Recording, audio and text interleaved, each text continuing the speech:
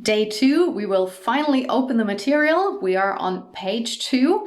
And today the first text will be about a culture clash situation, which is culture clash small talk. As Germans, as German speakers, we don't really like small talk because we think it's a waste of time. Remember, we talked about culture yesterday. So it's all about what is a value for us, what we think is most important. And in Germany, it's like fast. We don't have to be nice. We just have to be efficient. Yeah. So we think small talk is a waste of time. But I would love for you to get an adventurous approach to this whole idea when we're dealing with culture and with all these things, because we will be dealing with small talk a lot, because small talk is incredibly important in English-speaking countries, because different values. You will learn not all about this, but you will learn a little bit about this in the text. You can now just listen to the video, not look at it, and just try to understand from listening what's being said in the text. Or you watch the video, you will hear the text, but you can also see it on screen. Or if you've got the material, you can also read the text. This text is about small talk. It's a culture clash situation. Let's listen to what the text says. Culture clash, small talk.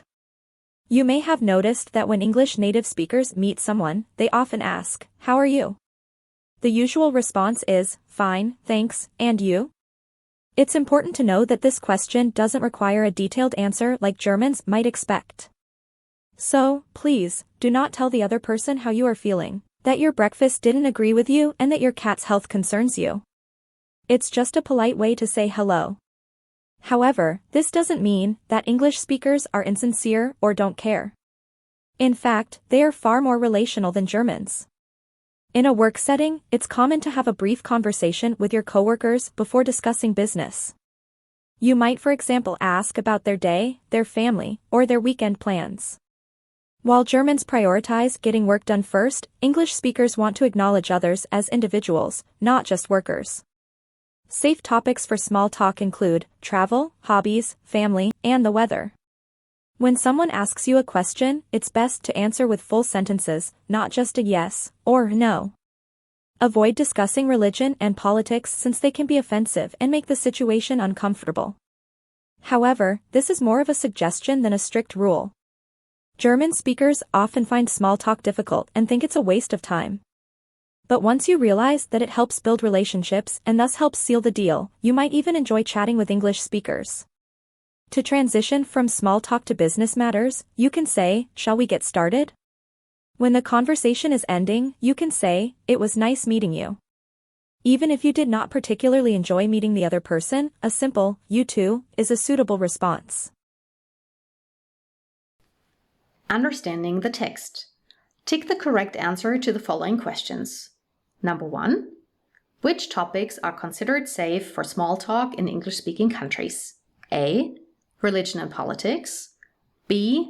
Travels, hobbies, family and weather. C. Work-related challenges and goals. Number 2.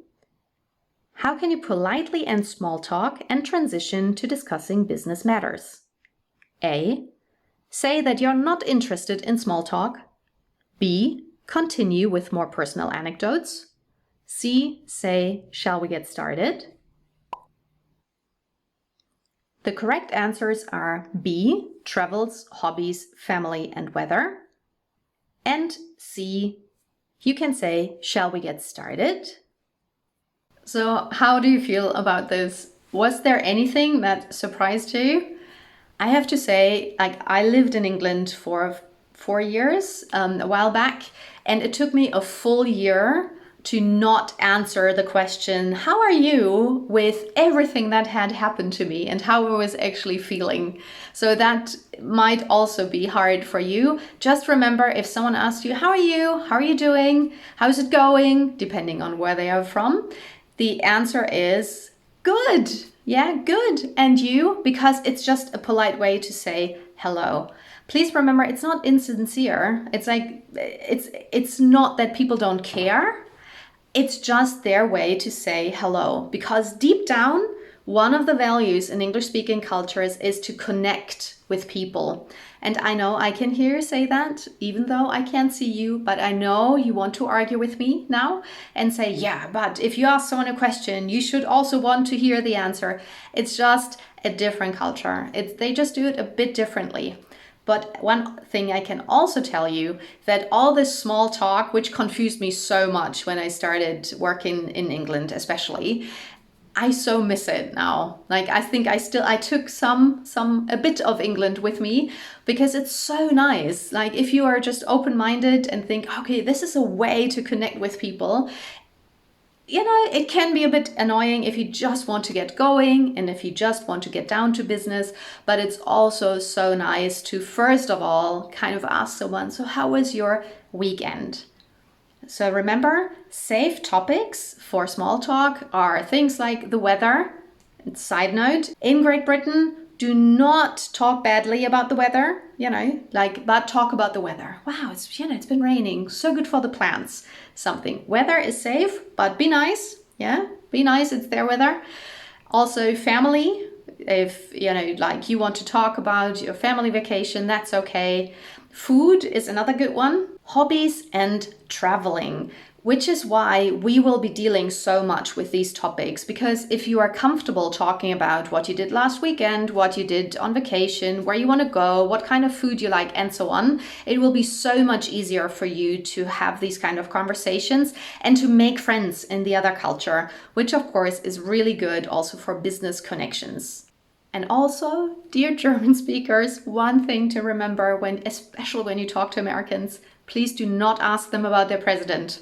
The current one, the last one, it doesn't matter. I know, we love to hear, so what do you think about? And I won't name any names right now.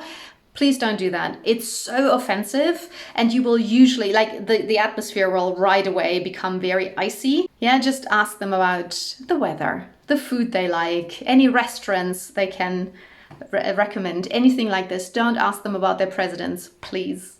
So for politeness, and because it's a value in English-speaking countries, as a general rule, say a bit more, smile more, and be relational. Ask them, so how are you? Oh, good. Yeah, me too. Even if something happened in your life that's not good. Something happened in their life that was not good, but this is not what it's about right now. It's about connecting. It's about smiling. It's about, having a bit of a foundation, and then you can build on it. Let's move on to the next section, work with a partner. If you don't work with someone else, that's totally fine. You can do this on your own. So the first question is for you to just think about a few things that you did last weekend that would be a good topic for small talk. Remember the safe topics: food, traveling, hobbies, the weather, and family. So just take a moment to write down a few things or to think about a few things that you did last weekend that would be a good topic for small talk.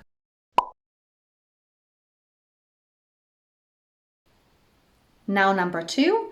If you work with someone else, take some time to talk about what you did last weekend and ask each other questions. I would say at least 2. If you do this exercise on your own, say out loud what you did and write down or say out loud 2 questions you could ask someone about their weekend and what they did last weekend.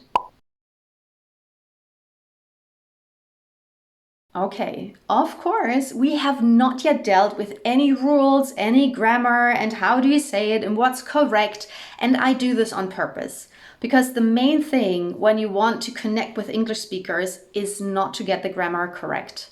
This is also very German thinking. We are like, I won't say anything until I do it perfectly. But English-speaking cultures, for them, first of all, mostly, or a lot of people in English-speaking cultures don't even learn another language. So you speaking their language already is great, is super. But also, perfectionism is not a value. A value is to connect and to be able to communicate. This is why I kind of threw you into this and said, well, just talk. What is there? What do you remember? And if you make mistakes, you make mistakes. Who cares? And then we will, bit by bit also deal with some grammar and so on. But I will now show you some ideas, example, solution, Musterlösung of what you could say and what you could ask a partner. So the question, what did you do last week? That would be a good topic for small talk. Could be something, if you write down the keyword, something like dinner with friends in a Chinese restaurant, salsa class. It was good weather, so we did a bike tour. And then when you talk to your partner about what you did and ask him or her 2 questions at least, you could say, last week I went to a Chinese restaurant with friends on Saturday. It's a new restaurant and I had dumplings for the first time, which were delicious. My partner and I started salsa class. It was hard to follow the instructions, but we had fun. Friday evening was such good weather that we decided to go cycling for 2 hours. What did you do last week? How did you like it? This is one way of how you can connect with someone, and this is very, very common in the workplace. And that's already it for day 2. So here are the study suggestions. On page 64, the vocabulary, the words for module 1. If you learn the words from to complain about to be culturally aware, and then the irregular verbs on page 68, just the 2 bring and buy, then you are on a good way to make it through all the words for the 3 modules. That's it. Day 2 done.